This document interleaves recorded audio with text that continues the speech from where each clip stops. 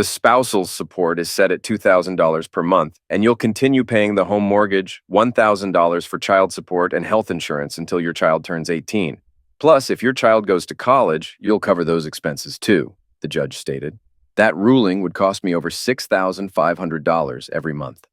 Despite my wife's affairs with several lawyers in her firm, I was the one feeling screwed. I'm Kurt D'Angelo, and my ex-wife is Lily. Our daughter, Regina, means the world to me. She wanted me to have custody, but the judge ruled otherwise.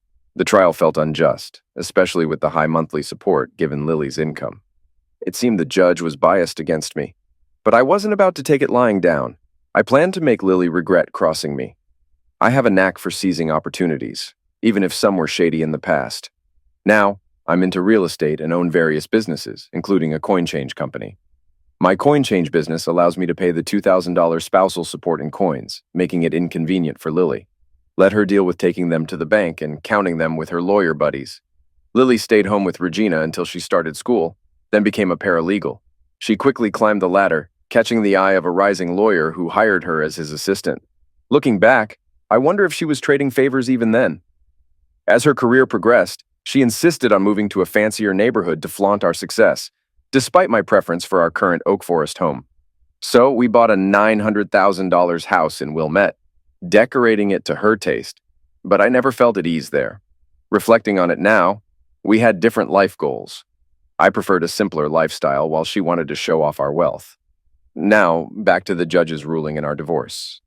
I intended to follow his instructions, though Lily wouldn't be pleased. In the following month, I made arrangements. My daughter would get her child support, but Lily wouldn't see a cent. It would go directly to Regina's account. Regina would also have good health insurance, while Lily would get a high deductible policy. After the 30 days passed, it was time for Lily's first spousal support payment. I had an armored truck deliver it to her house. Confused, she stood with a friend as bags of change were unloaded, drawing the attention of curious neighbors who watched as the change was emptied onto her floor. As the truck left, she yelled at me, but I just waved and shouted back, "Hope you enjoy your money from your lover!" A man approached me on Tuesday, asking if I was Kurt D'Angelo, but I stayed silent. He took a photo of me with the summons he had, and when I didn't take it, he dropped it saying, "You've been served," and left. After he left, I picked up the summons, realizing I had court next Wednesday, giving me a week to prepare.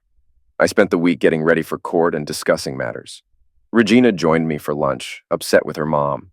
I warned her that I might end up in jail if the judge didn't agree. On court day, we waited with my lawyer. When Lily and her lawyer arrived, they taunted me. Regina tried to speak up, but the judge scolded her for interrupting, believing accusations against me favoring Lily. My lawyer said, "Judge, we don't know about any accusations and none have been brought up before. I'm talking about a report from a psychiatrist I got. With that info, I'm sticking to my decision."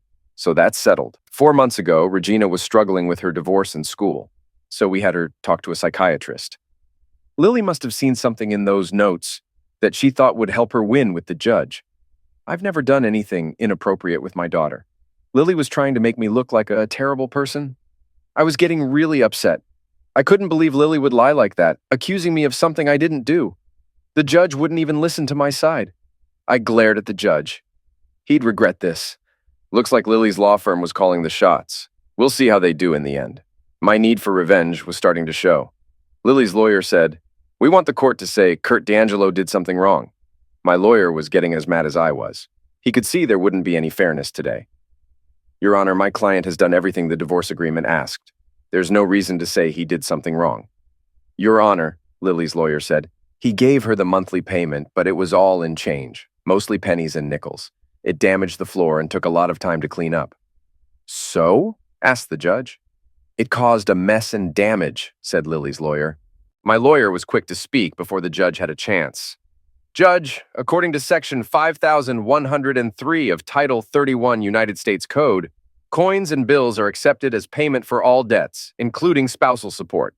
My client has paid everything he's supposed to, including insurance, mortgage, and child support." "Your Honor," Lily's lawyer chimed in, "as of now, my client hasn't got any child support from Mr. D'Angelo." "That's true, Your Honor," my lawyer said. "But the child support money has gone directly to his daughter for whatever she needs. You can confirm with her." The judge seemed confused. He looked at Regina, who nodded in agreement. We've got proof of payment for insurance and mortgage, my lawyer added. I glanced at Lily and her lawyer. They seemed panicked. Your Honor, he said, paying in change is tough for my client. Can we switch to checks in the future?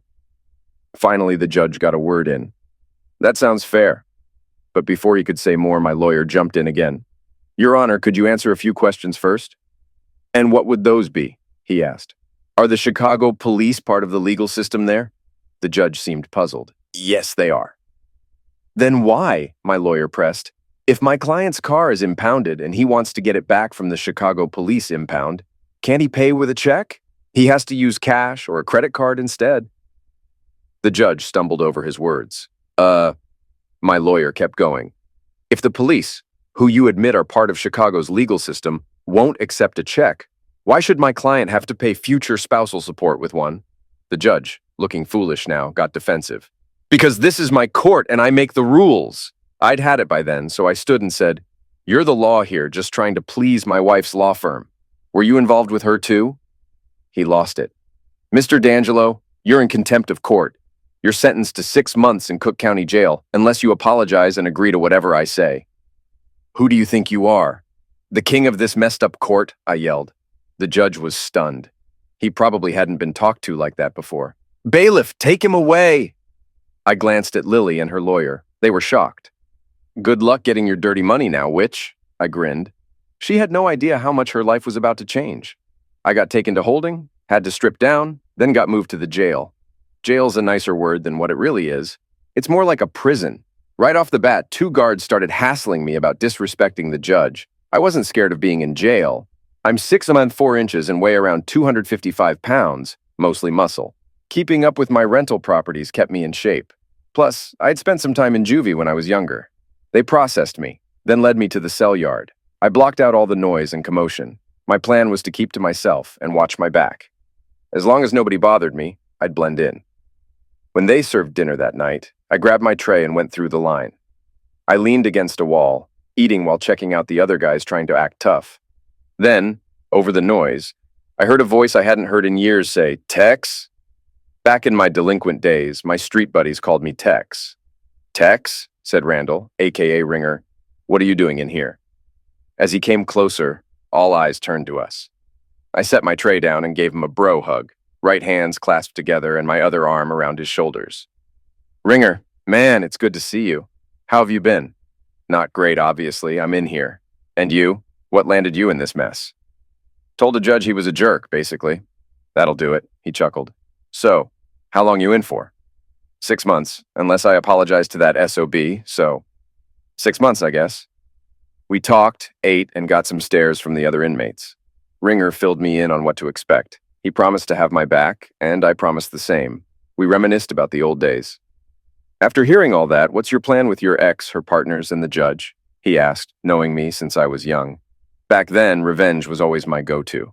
That's why they called me Tex. They called me Tex because of Texas. You know, like, don't mess with Texas. Anyone who did paid for it. They'd think twice before messing with me again, and they'd spread the word too. So, what went down with the judge? He asked. I basically told him he was trash. Damn, how'd he react? He asked. He took my daughter away, even though she wanted to live with me, and then he practically accused me of hurting her. Damn, so what's your move? I've got some things cooking. I knew I might end up here, so I started planning weeks ago. Need any help? He offered. Maybe, not sure yet, but it's good to have a friend in here. I'll introduce you to some of my buddies. It's important to have people you can trust to watch your back. That night, lying in bed, I questioned how things had come to this. Reflecting on my rough childhood with an abusive father and a passive mother, I realized the streets became my refuge. I joined a group of guys in similar situations. Not a gang, just kids dealing with tough hands. Our actions didn't help Lansing's high crime rate, mostly petty crimes. But we did steal a car or two, leading me to juvie. Looking back, it was a turning point. I promised to change and plan for a better future. At 20, I bought a tax-foreclosed house, the first of many I renovated and rented out. At 22, at a club whose name I've forgotten, I met Lily. Her life was a contrast to mine, raised in Seymour, Indiana, a small town known for John Cougar Mellencamp. Despite our differences, we clicked, got married a year later. and welcomed Regina a year after that, named after Lily's mother. I bought a house in Oak Forest intending to flip it, but when she saw it, she fell in love and wanted to turn it into our home. Over the next decade, we worked on it together, raising our daughter, hosting BBQs, living the American dream. Then Lily got a job at a law firm and things changed, especially her attitude. The simple life wasn't enough anymore. She wanted expensive clothes, jewelry, and dining out replaced our backyard BBQs.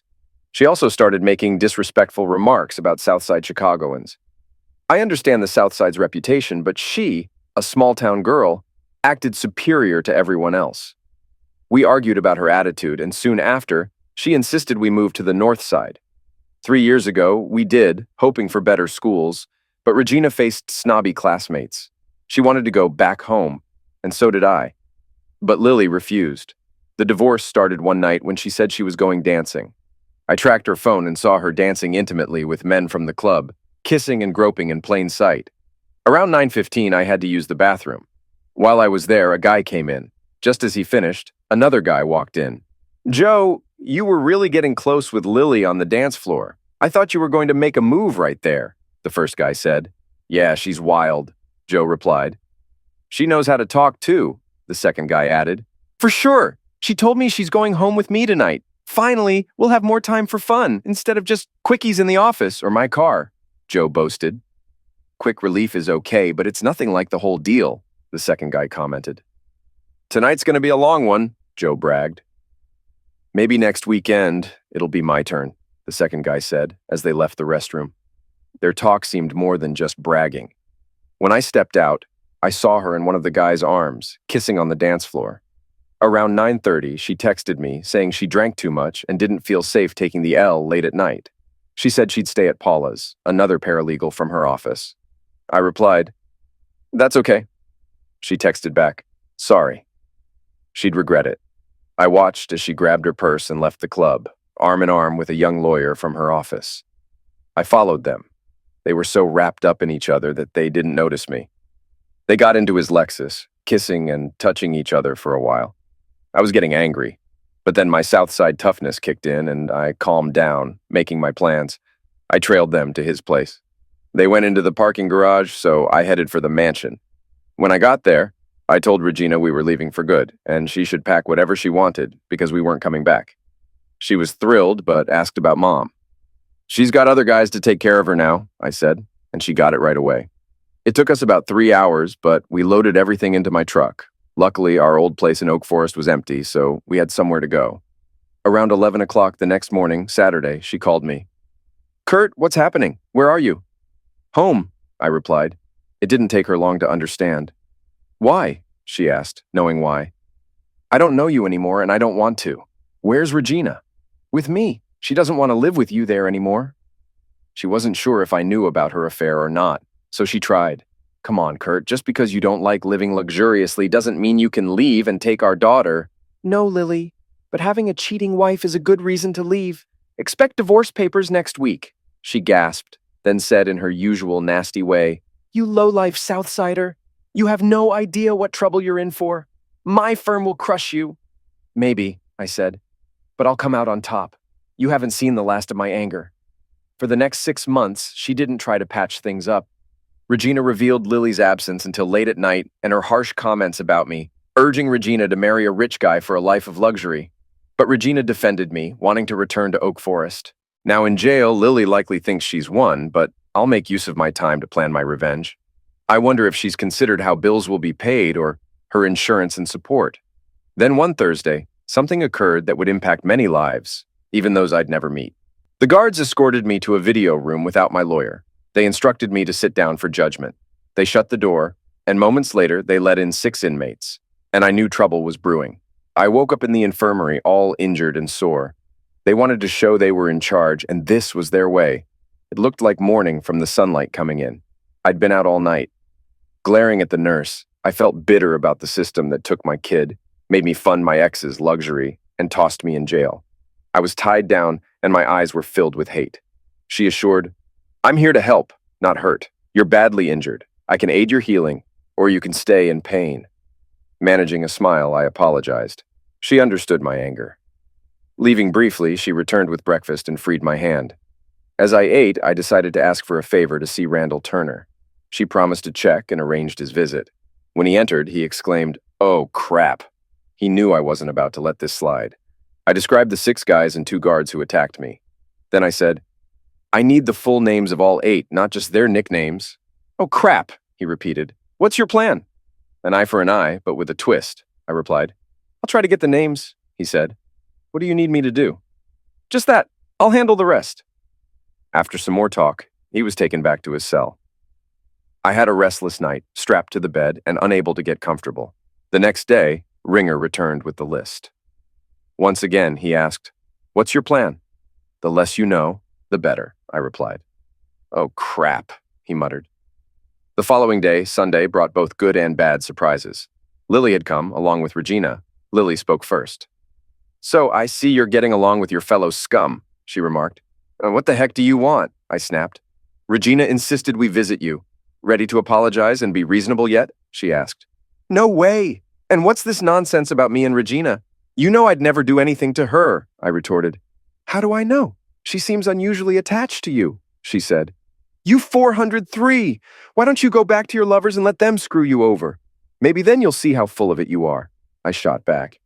"Just so you know, I've offered myself to them, and they loved it," she bragged. "Get out of here and send Regina in. I'm done talking to you," I exclaimed. She smirked, thinking she was getting under my skin. She was, but she was just adding fuel to the fire that would burn her in the end. When they brought Regina in, she burst into tears at the sight of me all bandaged up. "Sweetheart, don't cry. It looks worse than it is," I reassured her. We chatted about small things. Then I asked, "Can you do something for me?" "Of course, Dad. Anything." I handed her the list Ringer gave me, and she quickly tucked it into her bra. "Give this to Uncle Ken and tell him to come visit me ASAP." My brother Ken was 3 years younger. We both grew up with an abusive father, but I shielded him from it as much as I could. He was the brains of the family, getting into computer games and eventually computers themselves. We kept chatting until Lily returned and said, "Regina, it's time to leave." Gina didn't respond to her, just hugged me and walked out. Lily commented, "Your daughter is just as stubborn as you." I simply smiled as she walked away. On Tuesday, Ken came to visit. He was surprised by how I looked. "You're looking better than you did last Friday," I joked. "I'm glad I waited," he quipped back. Then he started talking to me in our secret language, the one we made up when we were kids, to talk about Mom and Dad without them understanding. Whenever we need to talk privately, we use it. Gina, he said in our language. She gave me the list. I've done some initial digging. What are you looking for? Addresses of wives or steady girlfriends, I replied. He looked at me and then said in English, "Oh, crap." Using our language, I said, "That's all you need to do. Then give it to Gummy and tell him to visit me," but without the list. Gummy was one of my crew. Ken knew he was still living in our parents' old house in Lansing. "I can handle that." "Anything else?" Ken asked. "No, that'll do. But don't be a stranger. I could use some familiar faces now and then," I said. "Aren't you getting out soon?" he inquired. "Not unless I apologize, and you know me better than that," I replied. "You've always been stubborn," he remarked. "Yeah, and it spared you from Dad's drunken anger," I reminded him. He knew I was right and just grinned. "I'll swing by in the next couple of weeks, see if you need anything else," he offered. "That'd be great," I replied. Later in the week, I was back in my usual cell, and Ringer had spread the word that something was brewing, and there'd be consequences.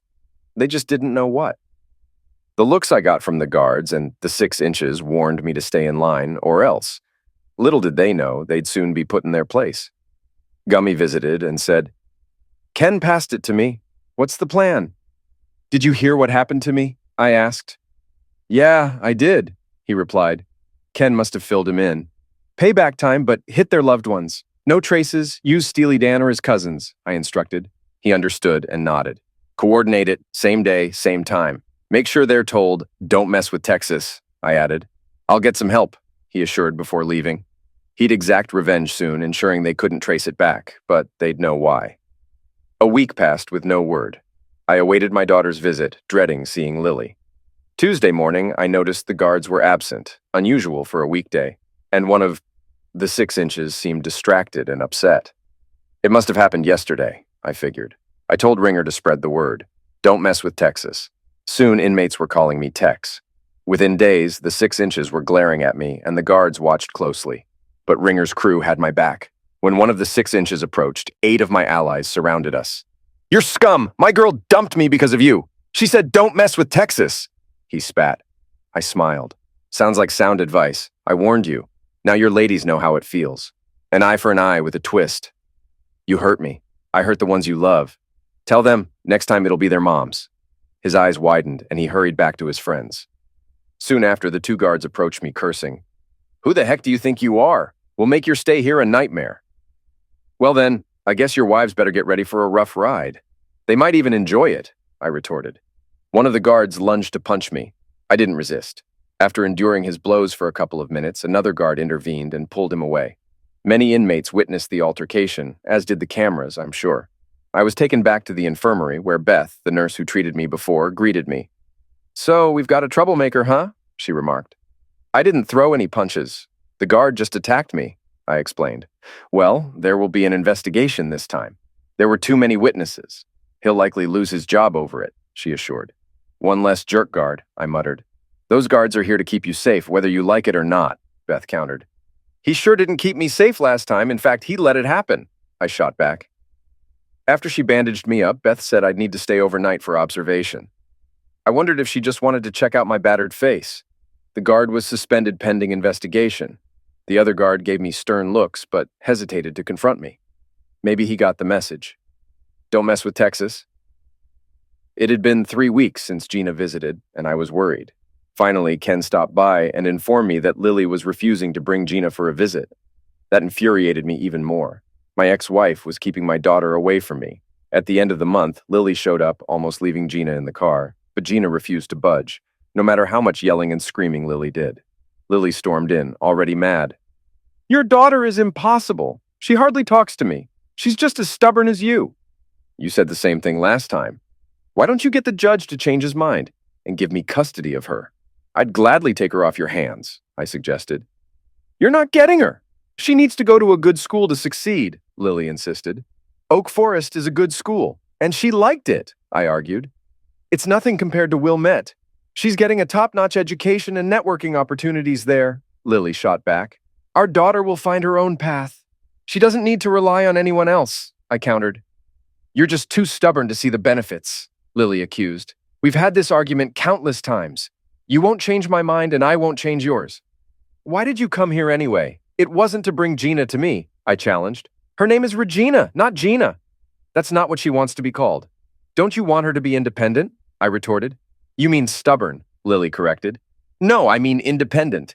Able to think for herself, make her own choices, not swayed by wealth, power, or a Big Johnson," I clarified. She glared at me, knowing that last remark was aimed at her. "Anyway," she said, "I need my spousal support payment. I have things to buy and bills to pay." "Well, you'll have to manage that with your own paycheck.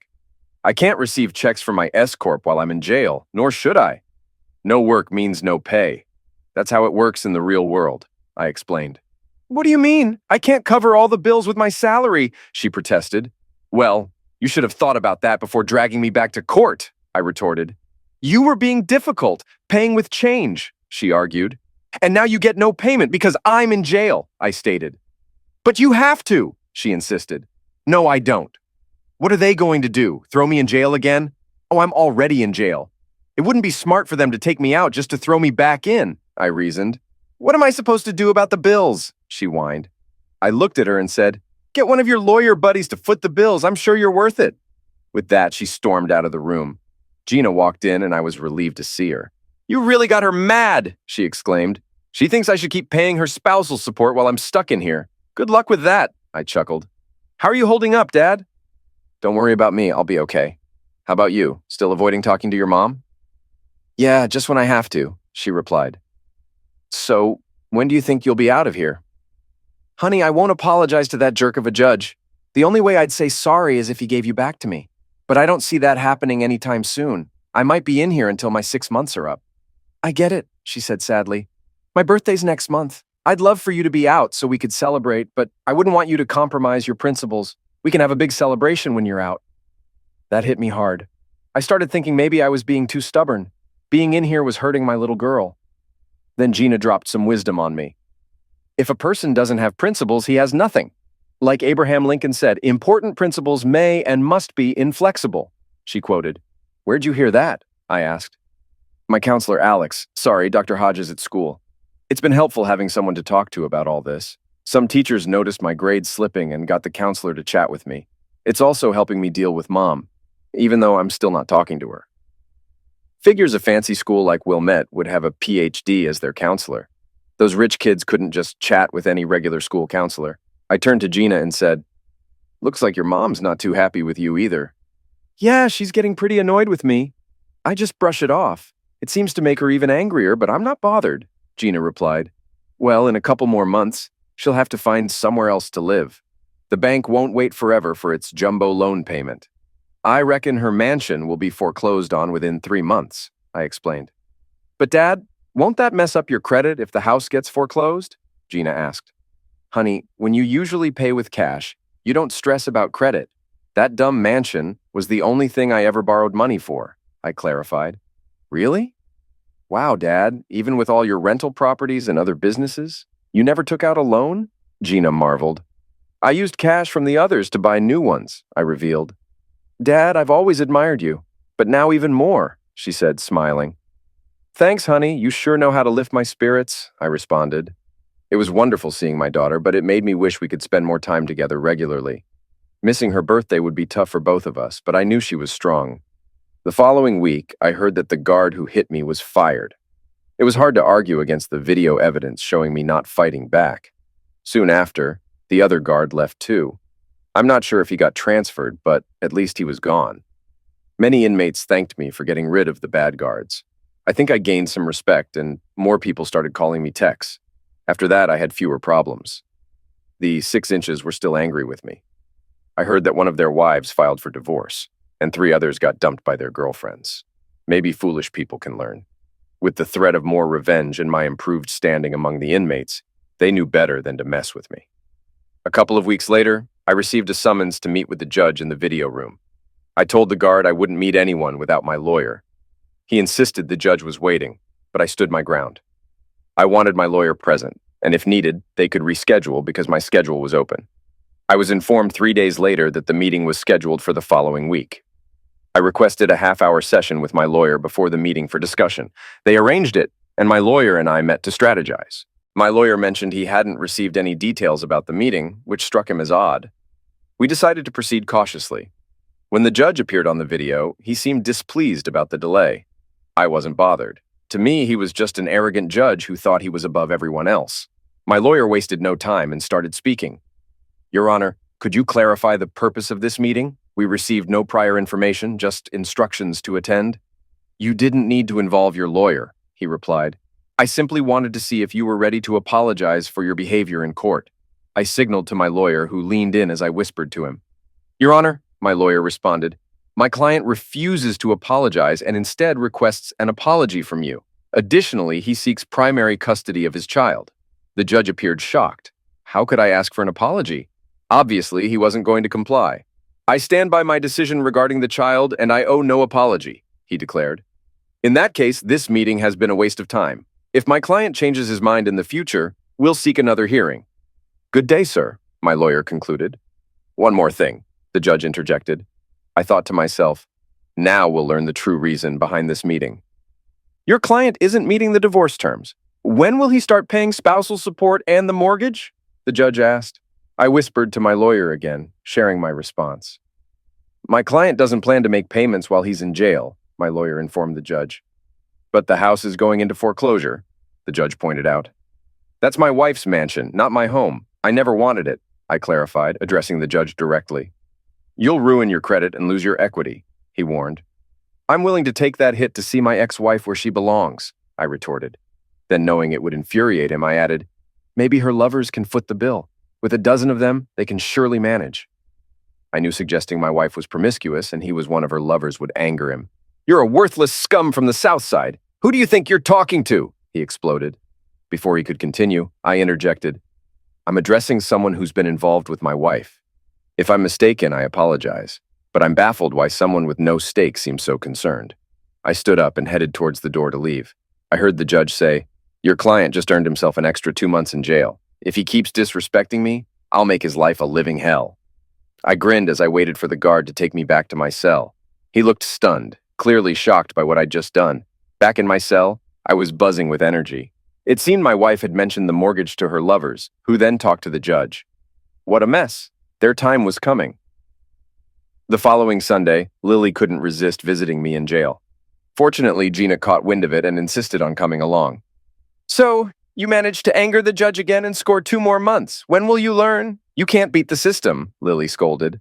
Lily, why don't you just stop talking to me? Your north side attitude isn't helping. I just need you to make sure Gina visits me regularly, I replied. She practically screamed, "It's Regina!"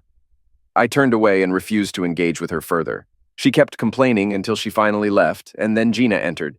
She entered with a big smile on her face. I asked her why she was so happy. "Because I get to see my dad," she exclaimed. "That can't be the only reason," I said. "Well, I do have a surprise for you, but I can't reveal it yet. Dad, do you trust me?" "With my life," I replied. "Then will you sign this paper without reading it?" she asked, holding up a folded piece of paper. I eyed her suspiciously. "What's going on?" "You'll have to wait and see. You trust me, right?" I grinned and signed the paper. Gina had it folded so only the spot for my name was visible. "Mom said something about you getting 2 more months added to your jail time. Is that true?" she asked. "Yeah, sorry about that, honey." "What happened?" "I had another disagreement with the judge." "Well, whatever you did, he probably deserved it." We chatted more about school and her mom. She kept bringing up this Dr. Alex Hodges and wondering what was happening. I tried to pry the surprise she had planned with my signature, but she insisted on keeping it a secret. "Well, I'm bummed I won't be there for your sweet 16, but I'll have a birthday present ready for you when you visit next," I said. "What is it?" she asked. "That's a surprise. Looks like we both have surprises in store," I replied. Before she left, I asked Gina to arrange for Greg to visit me. Greg was my right-hand man, handling all my business matters. "Sure thing, Dad," she said. I had given Greg a few tasks to handle when I expected to be jailed. Hopefully, he managed to take care of them. Now, I had another task for him: Gina's birthday surprise. Later that week, Greg came to see me. He had managed to handle most of the tasks I assigned him. Then I briefed him on Gina's birthday surprise. "Are you sure about this?" he asked. "Yeah, it's the perfect gift for her," I confirmed. "Okay, I'll talk to our lawyer," he agreed. "Also, drop by my brother Ken's place and give him what you've got. He'll know what to do. If he's got any questions, tell him to come see me. If not, tell him to get in touch with Gummy." "Got it," he said before leaving.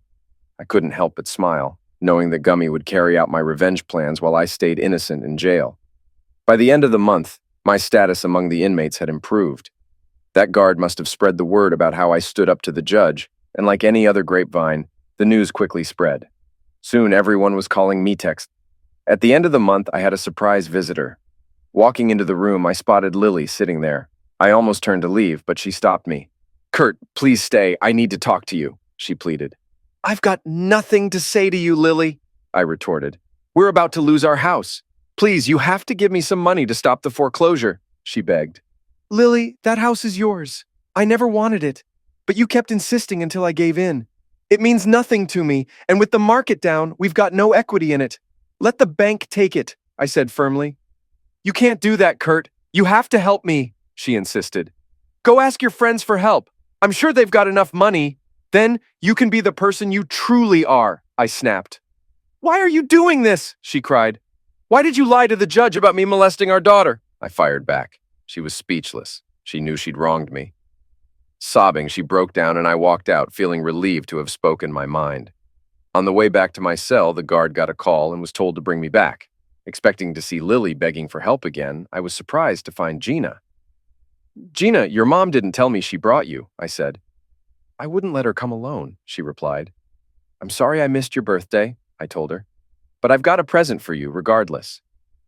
"Dad, I knew you wouldn't be there, and it's okay. I still love you, and you don't have to give me anything," she assured me. What an amazing daughter I have, I thought. Well, I don't have it with me, but I can tell you what it is. "Gina, the Oak Forest home is yours. It's going into a trust for you until you're an adult. And when I get out, can I stay there? Of course, I'll pay you rent," I promised her. Then Gummy visited. Everything was set. Footage of my wife, other paralegals, and politicians doing illegal things. We had hidden cameras installed by cleaners who were paid well. We'd expose them all. My brother would anonymously post the videos online with a tagline, "Don't mess with Texas." News outlets and tabloids would go wild. Politicians and lawyers would scramble to cover up. I grinned and told him, "Next week, spread the word about what's next." He agreed. Got it. Walking back to my cell, I grinned again. Ringer saw and knew I'd talked to Gummy. He muttered, "Uh-oh." I just nodded, smiling wider. When the videos dropped, I was in my bunk. I heard chatter spreading in the jail. Clearly, news had reached us. People were saying, "Don't mess with Texas." Surprisingly, the big guy, one of the 6, came to my cell. He apologized for what he did. "I warned you not to mess with me. Now others regret it. I match kindness with kindness and violence with violence." He hoped I'd accept his apology.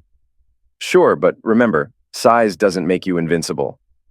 He nodded and left. 3 days later, I was called by the judge, my lawyer on the way. In the video room, waiting for the judge, my lawyer smirked. "Wonder what this is about." "Time will tell," I grinned. He muttered, "Uh-oh," when the judge appeared, furious. Accusing me, he yelled, "You did this!" I deadpanned. "What are you talking about? You're Tex, right?" He still yelled. "I've been called that," I replied calmly. "You'll pay for this," he yelled again. "I've been locked up for 4 months." "How could I have done anything?" I stated. "You have friends." "We all have friends, Your Honor," I retorted sarcastically. "You won't get away with this," he spat. "I don't know, Judge. You might lose your job soon and your wife's divorcing you," I countered. "Call off your dogs," he demanded. "Now you're calling my friends dogs? They might not like that." "Corner a dog, you might get bit," I warned. "Are you threatening me?" he questioned. "No, just stating an old saying," I clarified. "I'll make your life hell. Watch your back when you get out. You'll answer to people who don't care about you, and I'll be happy with whatever happens," he threatened before cutting off. I turned to my lawyer. "Got that?" "Sure did," he nodded, showing his phone. "More evidence. The Bar Association will want to know." Intimidation's a felony in Illinois. A few days later, my wife visited again. "Oh, it's you. I thought I made it clear I had nothing to say," I remarked. "You bastard!" she yelled. "What's wrong?" I asked calmly. "You got me fired. My face is everywhere because of you. How could you?" she complained. "You did it, not me," I countered. "Do you hate me that much?" "Yeah, and all your lawyer buddies who think they're above everyone else," I retorted. "You used to be a nice small-town girl with a great personality. Now you're just a selfish city snob," I continued. "What do I do now?" "No job and nobody wants to hire me," she lamented. "Maybe move back home with your folks in Seymour," I suggested. "I can't. The local paper's calling me the center of a Chicago scandal. My parents are retiring early and moving to Florida to avoid the gossip," she explained. "Florida might suit you. Far away from me," I remarked. "But they don't want me either. They barely talk to me," she sighed. "Maybe it's your fault if both your parents and daughter don't want to be around you," I remarked. "You should move and start fresh. Just don't take Gina with you. I'll fight for custody once I'm out. With your reputation, they'll reconsider you as a moral example." "You can't do that. She's all I have," she protested. "I don't care. You did this to yourself. We had a good life until you messed around. Maybe you could become a companion for one of your lawyer buddies. At almost 40, you might still find a market," I taunted. She looked pained, her head dropping to the table as she cried. "Tough luck," I remarked. "Did you bring Gina?" She got mad, saying, "It's Regina, and no, she's with her doctor friend," she snapped. "Then there's nothing more to talk about. Don't bother coming back unless you bring Regina," I said, walking away. This time I didn't feel smug. I felt sorry for her. She was shattered. The next day, I watched a news report. A fire had broken out on the top floor of a downtown office building, gutting it. The lower floors were saved by sprinklers. I couldn't help but smile. Ken visited me the following day, saying the law firm's off-site server crashed, losing all their data. Again, I just smiled. A couple of weeks later, Gina came to see me, beaming. She must have convinced her mom to bring her. She looked happier than ever. "Gina," I greeted her. "You seem so happy. What's up?" "I finally finished your surprise. You'll never guess," she exclaimed. "Well, from our last chat, it sounds like it involves the Oak Forest house. Did you and your mom move back there?" I guessed. "Close," she replied cryptically. I was confused. "What do you mean?" "Mom's getting kicked out of the Wilmette house and I'm moving to Oak Forest," she revealed. How's that possible? The court gave your mom custody until you're an adult, I reminded her. That's the surprise. I got emancipated, she announced. With the house in trust for me, it was easy. I needed a safe place, and our old neighborhood is perfect. So, you're legally an adult now? I clarified, still trying to wrap my head around it. Yeah, when school got tough due to home issues, Dr. Hodges helped me out. Once you're out, we can go back home. I'm excited to return to high school in Oak Forest. Already caught up with old friends. They're eager for school to start. Mom mentioned you spending time with your counselor. I'd like to meet Alex, I said, wary of an older guy's attention to my daughter. You're in luck. Alex brought me here today, Gina replied. My concerns spiked. He's driving her around Chicago? I'll be right back, she said, heading for the door. I needed to tread carefully. How to let Alex know his boundaries with my daughter without upsetting her. When Gina returned, she wasn't alone. A stunning woman followed her, smiling at me. I recognized her. Freddie? Haven't heard that name in 20 years, she replied. Freddie, or Alexandria Frederico, grew up in my neighborhood. We went to school together.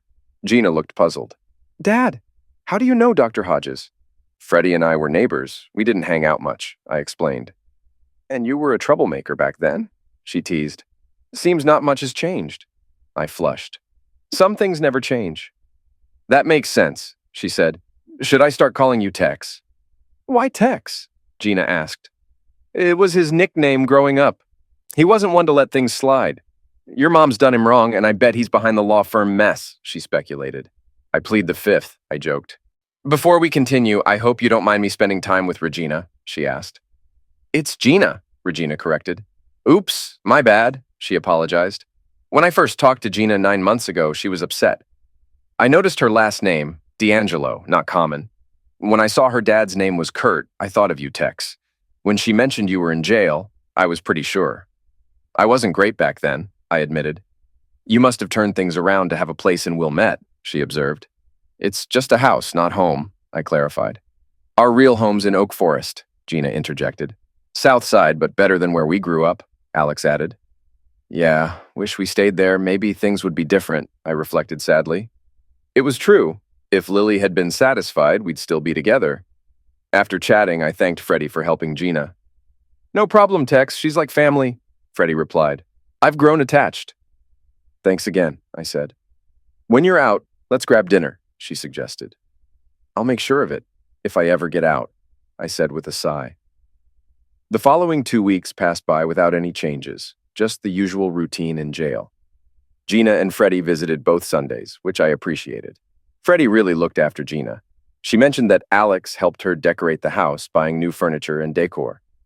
When I asked about the money, Gina said, Uncle Ken's helping out, and I have my own savings, remember? Yeah, I just didn't want Freddie footing the bill, I replied. She's been great, but no, she hasn't paid for anything, Gina reassured. I hope it's not all girly stuff. I want to feel at home there, I mentioned. Don't worry, your man cave's untouched, she assured, referring to the basement, my retreat from living with 2 females. After they left, I pondered my daughter's maturity. She's legally an adult now. Soon, I'll be on my own. In a couple of years, she'll head to college. I hope to find someone who valued simple things. Then Lily visited on Monday. I almost left when I saw her. Kurt, wait, we need to talk, she said. I sighed and turned back. What now? Do you know what our daughter did? Lily asked. What are you talking about? I inquired. She got emancipated. She's moved out, and I don't know where she is, Lily explained. Oh, that, I said. So you knew? Did you push her into it? Lily accused. No, she did it herself, with her school counselor's help, I clarified. She's back on the south side. What about school? Lily asked, concerned. I told her she's going back to Oak Forest in the fall, I stated. She hated that Wilmette school, Lily. She was always belittled for being from the projects, as they called it. You took her from a school where she was happy, with good friends, and put her in a situation that damaged her self-esteem. You did more harm than good moving her there. I was trying to ensure she got a good education, Lily defended. Kids learn from their parents' example more than in a classroom. We taught her life's lessons. What do you think your example teaches her? I hope it shows her what not to do. Our job is to raise responsible adults. I hope we've done that, despite our failures, especially in our marriage, I reflected. It wasn't all bad, she countered. But it ended up that way. I hope you find what you're looking for. Clearly, I didn't have it, I responded, seeing her sorrow and regret. I left the table, feeling sorry for her once more. Finally, the day came for my release. I was summoned to court. Gina, Freddie, and Lily were there. As I waited for the judge, I wondered what he'd say. I wasn't going to apologize. We rose as the judge entered. It wasn't the same one. Maybe the other lost his job. After reviewing the facts, the judge addressed me. Mr. D'Angelo, what do you have to say for yourself? I've served my initial 6 months plus an extra 2, I replied. You could have apologized and been freed, he reminded. I didn't feel the other judge deserved my apology, so I completed his sentence, I stated. You're stubborn, the judge remarked. I prefer strong-willed. It's helped me in business and life, I retorted. Your divorce settlement stands, and you'll need to pay restitution for the time not served, the judge concluded. Then my lawyer chimed in saying, Your Honor, my client is willing to pay what he owes. Our calculation comes to just under $20,000. Today, he'll pay her the full $20,000, understanding that he's met his financial obligations and won't owe any more. Lily stood up in protest. What? You owe me more than that. You need to keep paying until Regina turns 18. The judge intervened sternly. Miss, I'll handle all matters in my courtroom. Now, counselor, explain your calculations. My client paid the initial spousal support, mortgage, and insurance, as well as supported his daughter financially during his time in jail. He couldn't pay spousal support or the mortgage because he wasn't employed. Now that he can work, he can start earning again, my lawyer explained. After reviewing the facts, the judge remarked, Your client was incarcerated for 8 months. Just the spousal support would be $16,000, not to mention the mortgage. Your Honor, the court order stated until minor child becomes a legal adult. The child in question has been emancipated for the last 3 months, as documented. The house was foreclosed upon 3 months ago, so there couldn't be payments on a non-existent loan. The total owed is $19,782. He'll pay her $20,000 and consider all ties severed, my lawyer clarified. The judge scrutinized the documents and our calculations. He couldn't dispute the facts presented. I'll need to do further research on this. If what you've presented is accurate, then I'll accept this amount. Then he addressed both Lily and me. You share a child. Despite her legal status, she's still a teenager with needs. You both need to be civil for her sake. And Mr. D'Angelo, you should extend that civility to others involved in your divorce. Can I get your word on that? Yes, Your Honor, I acknowledged. Mrs. D'Angelo, the judge addressed. Yes, Your Honor, she replied. And Regina? He looked at Gina in the gallery. It's Gina, but yes, Your Honor, she clarified. Then, unless these figures prove false, I'll close this case. Mr. D'Angelo, you're free to go, the judge declared. Thank you, Your Honor, my lawyer expressed gratitude. As we left, Gina rushed over and hugged me tightly, while Freddie stood nearby, smiling. I noticed Lily glaring at us. She then approached me, exclaiming, $20,000? That's it. That's unfair. Why? You chose your new partners over me. They can support you now, I responded calmly. You can't do this to me, she protested. Lily, let's be civil for Gina's sake, I urged. It's Regina, she snapped. Our daughter, okay? I reiterated. What am I supposed to do? I have nothing, she lamented. You'll find another job and I can help with housing. I have a rental you can stay in rent-free for 6 months, I offered. Move back to the south side? She whined. It's free, Lily. Can't argue with that, I reasoned. Oh, she sighed in frustration. Turning to Gina and Freddie, I asked, ready to go? Absolutely, they both chimed. Freddie, I owe you dinner, I remembered. I think so too, she agreed. Let's head to RPM Italian. I made a reservation after getting release confirmation. I need to erase the taste of jail food, I suggested. From the corner of my eye, I saw Lily's fury. RPM Italian was our spot for special occasions. I booked the table for 6:30, so we've got some time. Mind if we take a drive? I just want to feel the freedom, I suggested. Then turning to Freddie, I asked, I reserved for 4. Can you check if your husband can join us? She fell silent, her expression blank. Then Gina spoke up. Dad, she doesn't have a husband anymore. I never told you. I was confused. Freddie always wore wedding rings whenever we talked, and she still had them on. What was I missing? I'm sorry, Freddie. I didn't mean to upset you, I apologized. It's okay. You didn't know. My husband died in a car accident on the Eisenhower about 5 years ago. A big rig forced him into the divider. They said he died instantly, Freddie revealed. I'm deeply sorry, Freddie. I had no idea. I assumed because you wore rings that you were married. I expressed regret. Yeah, I just can't bring myself to take them off yet. Feels like letting him go. I know, psychologist with a mental issue. I've heard it before, Freddie responded. Well, I'm sorry. Will you still join us so I can make it up to you? I asked. She looked solemn but agreed. I think that'll be okay. I realized I'd been too caught up in my own troubles and revenge to ask about her life. I felt awful. I resolved to change that. From now on, I'd be open to hearing her story, to being a better friend. The dinner was fantastic. It was a relief to wear regular clothes and not constantly watch my back. But being free felt a bit strange after 8 months. By the end of the meal, I felt more at ease. I asked Freddie, Alexandria, whenever you're ready, would you let me take you out on a proper date? I'll wait however long it takes. Can we keep in touch until then? Dad, we're definitely keeping in touch. She's not getting rid of me that easily, Gina reassured. And I wouldn't want it any other way, Freddie replied to Gina. Then she turned to me and explained, Mike and I never had kids. With my studies and his business, the timing wasn't right. Having Gina as a sort of daughter has been therapeutic for me. I hope that's okay with you. After everything you've done for us, I wouldn't want it any other way, I assured her. Leaving the restaurant, Gina mentioned, Hope you like how our old house looks. Anything's better than where I've been the past 8 months, I joked. Arriving there, I was surprised. The shutters were painted, the bushes trimmed. It looked great outside, and inside felt more like a home than ever. I could sense Freddie's influence. Cheesy as it sounds, tears welled up in my eyes. This toughened criminal was emotional. Kurt, Freddie called out. Wiping my eyes, I admitted, I feel like I'm home. Kurt, Alex said. I turned to her, puzzled. She removed her ring, smiling at me. Unable to resist, I smiled back, and we hugged. 10 lawyers, 4 paralegals, 6 politicians, and a judge saw their careers and marriages destroyed because of the events surrounding my divorce and its aftermath. Whether seen as stubborn or strong-willed, sometimes sticking to your principles pays off. On a positive note, Gina gained a new mother, as well as a younger brother and sister, both about 18 years her junior. They were twins named Frederick and Alexis, and I found it fitting to name them after the person who helped me start anew. As for Lily, she married a wealthy lawyer, perhaps finally achieving what she desired.